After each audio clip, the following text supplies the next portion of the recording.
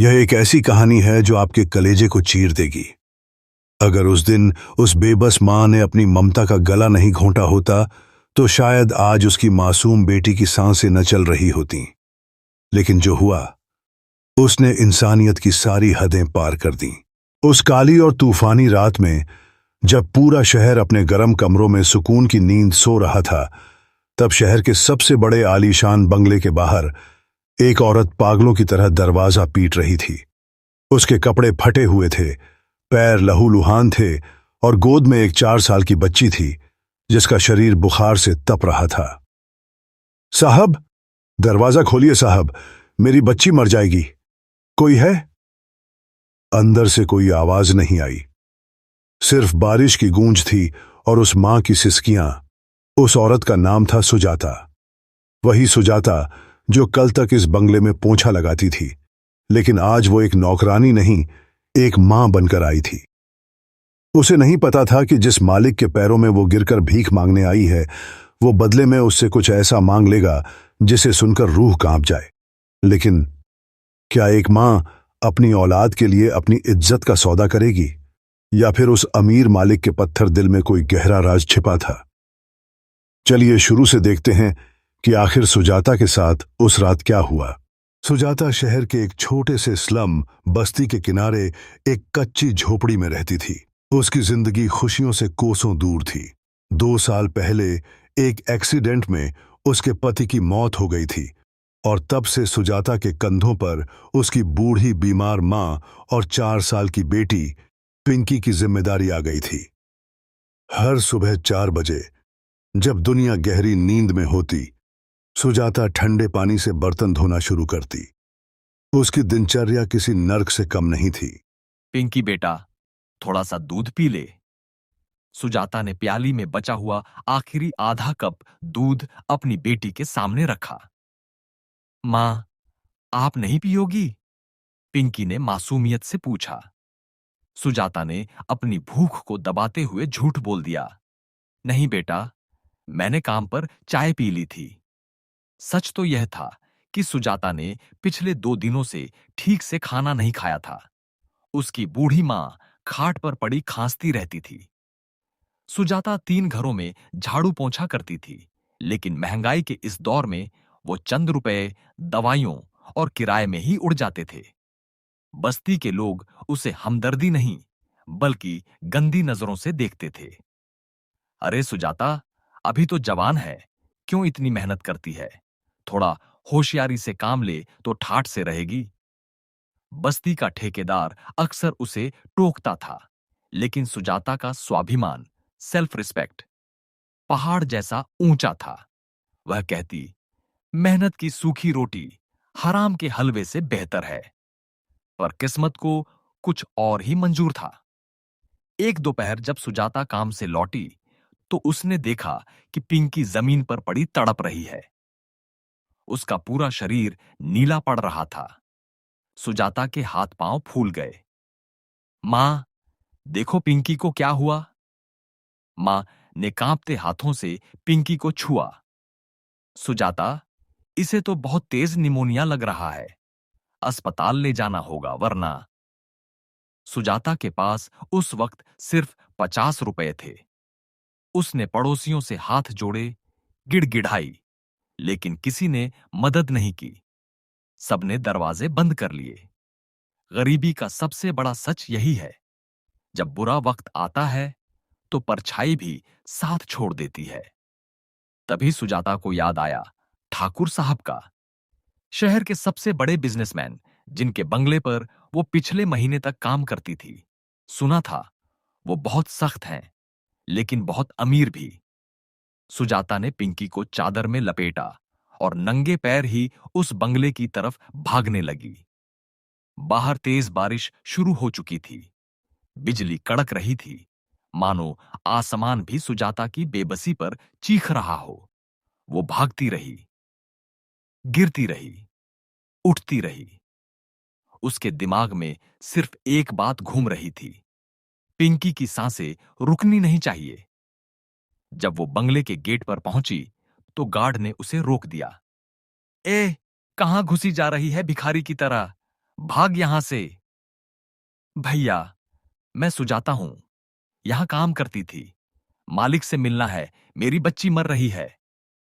सुजाता रोते हुए चिल्लाई। गार्ड ने उसे धक्का दे दिया। मालिक अभी पार्टी में है, डिस्टर्ब मत कर। सुजाता गेट के पास ही कीचड़ में गिर गई, लेकिन उसने हार नहीं मानी। उसने दीवार फांदने की कोशिश की, चिल्लाई, और आखिरकार उसकी आवाज बंगले की दूसरी मंजिल तक पहुंच गई।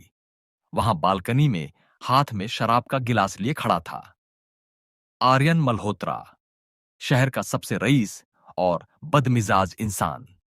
उसने नीचे देखा। एक औरत बारिश में भीगती हुई गिड़गिड़ा रही थी। आर्यन के चेहरे पर कोई भाव नहीं था। उसने गार्ड को इशारा किया कि उसे अंदर आने दो। सुजाता हांफती हुई आलीशान हॉल में पहुंची। वहां की चमक धमक देखकर उसकी आंखें चौंधिया गईं, लेकिन उसकी नजर सिर्फ अपनी मरती हुई बेटी पर थी। आर्यन सीढ़ियों से नीचे उतरा। उसके जूते की आवाज हॉल में गूंज रही थी। क्या चाहिए तुम्हें? आर्यन ने ठंडी आवाज में पूछा। सुजाता उसके पैरों में गिर गई। साहब, मेरी पिंकी, इसे बचा लीजिए। डॉक्टर ने 50,000 मांगे हैं। मेरे पास कुछ नहीं है। मैं जिंदगी भर आपकी गुलामी करूंगी, बस आज मेरी बेटी की जान बचा लीजिए। आर्यन ने उसे ऊपर से नीचे तक देखा। एक पल के लिए सन्नाटा छा गया। सुजाता को लगा कि शायद आर्यन का दिल पिघल जाएगा, लेकिन आर्यन ने जो कहा, उसने सुजाता के पैरों तले जमीन खिसका दी। आर्यन मुस्कुराया, पर वो मुस्कान जहरीली थी। 50,000 बहुत बड़ी रकम है एक मामूली नौकरानी के लिए। मैं दे दूंगा, लेकिन मुफ्त में नहीं। बदले में मुझे तुमसे कुछ चाहिए। सुजाता की धड़कनें तेज हो गईं। क्या क्या चाहिए साहब? आर्यन उसके करीब आया और उसके कान में धीरे से बोला, अगली 24 घंटे तुम मेरी कैद में रहोगी, और मैं जो कहूंगा तुम्हें वो करना होगा, बिना किसी सवाल के। सुजाता का चेहरा सफेद पड़ गया। साहब, आप आप क्या कह रहे हैं? आर्यन ने घड़ी देखी। तुम्हारी बेटी के पास सिर्फ 2 घंटे हैं। फैसला तुम्हारा है, अपनी इज्जत या उसकी जिंदगी। सुजाता का कलेजा मुंह को आ गया। उसने पिंकी के ठंडे पड़ते हाथ देखे और फिर आर्यन की आंखों में झांका। लेकिन क्या आर्यन वाकई वही मांग रहा था जो सुजाता सोच रही थी, या इस शर्त के पीछे कोई और ही खेल था? तभी सुजाता के कानों में आर्यन के शब्द किसी जहरीले बिच्छू के डंक की तरह चुभ रहे थे। 24 घंटे मेरी कैद में। सुजाता का शरीर कांपने लगा। उसे लगा जैसे उसकी गरीबी का फायदा उठाकर यह रईस आदमी उसके अस्तित्व की धज्जियां उड़ाने वाला है। साहब, मैं एक मां हूं, मुझ पर रहम कीजिए। सुजाता फफक फक कर रो पड़ी। आर्यन ने बेरुखी से अपनी महंगी घड़ी की तरफ इशारा किया। 5 मिनट बीत चुके हैं सुजाता। हर बीतता मिनट तुम्हारी बेटी की धड़कनें कम कर रहा है। शर्त मंजूर है या मैं गार्ड को बुलाऊं? तभी पिंकी ने सुजाता की गोद में एक हल्की सी हिचकी ली। उसका शरीर अब बर्फ की तरह ठंडा पड़ रहा था। सुजाता ने अपनी बेटी के पीले पड़ते चेहरे को देखा। उसकी ममता के आगे उसकी इज्जत का पलड़ा हल्का पड़ गया। उसने आंखें बंद कीं और अपनी तकदीर पर पत्थर रख लिया। मंजूर है साहब, मुझे आपकी शर्त मंजूर है। बस मेरी पिंकी को बचा लीजिए। आर्यन ने तुरंत फोन निकाला।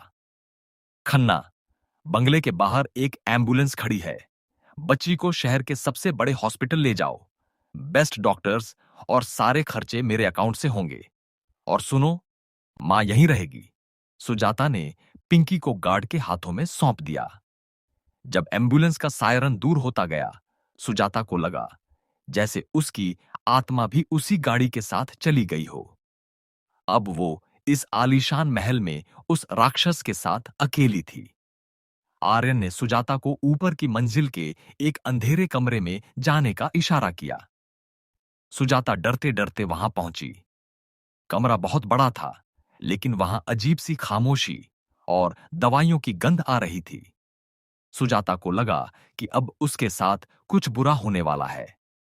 वो कमरे के कोने में दुबक कर बैठ गई। लेकिन तभी कमरे के बीचों बीच रखे एक बड़े बेड से किसी के कराहने की आवाज आई। सुजाता चौंक गई। उसने पास जाकर देखा तो वहां एक बूढ़ी औरत लेटी थी, बेहद कमजोर, बाल सफेद और चेहरे पर गहरी तकलीफ। वह आर्यन की मां थी। तभी आर्यन अंदर दाखिल हुआ।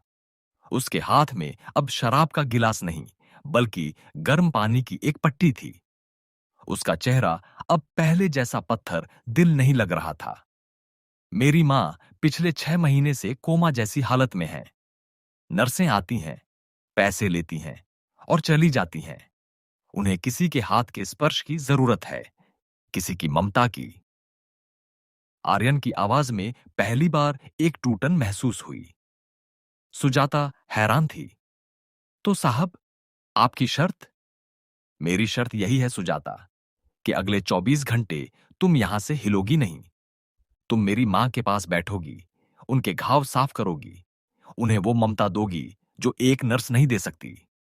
अगर कल सुबह तक मां ने कोई रिस्पॉन्स दिया तो तुम्हारी बेटी का इलाज जारी रहेगा, वरना। सुजाता की आंखों से आंसू गिर पड़े। यह डर के आंसू नहीं, पछतावे के थे। उसने एक ऐसे इंसान को गलत समझा जो खुद अपनी मां की जिंदगी के लिए भीख मांग रहा था। पूरी रात सुजाता उस बूढ़ी मां के पास बैठी रही। उसने अपने फटे हुए आंचल से उनके हाथ पैर सेंके। मां जी, उठिए ना, देखिए आपका बेटा कितना परेशान है। सुजाता धीरे से उनके कान में फुसफुसाती। उसने पूरी रात अपनी भूख और प्यास की परवाह नहीं की। रात के 3 बजे थे। सुजाता ने देखा कि आर्यन कमरे के बाहर सोफे पर बैठा बैठा सो गया है। उसके चेहरे पर वैसी ही मासूमियत थी जैसी पिंकी के चेहरे पर होती थी। सुजाता उठी और चुपके से एक कंबल ले जाकर आर्यन के ऊपर डाल दिया। खुद भूखी होने के बावजूद उसने किचन में जाकर माजी के लिए ताजा सूप बनाया। जब वो सूप लेकर लौटी तो उसने देखा कि माजी की उंगलियों में थोड़ी हलचल हुई है। सुजाता की खुशी का ठिकाना नहीं रहा। उसने माजी का हाथ थाम लिया। माजी, आप सुन रही हैं? लेकिन तभी आर्यन की आंख खुल गई। उसने देखा सुजाता माजी का हाथ पकड़े रो रही है। आर्यन को लगा शायद कुछ बुरा हुआ है।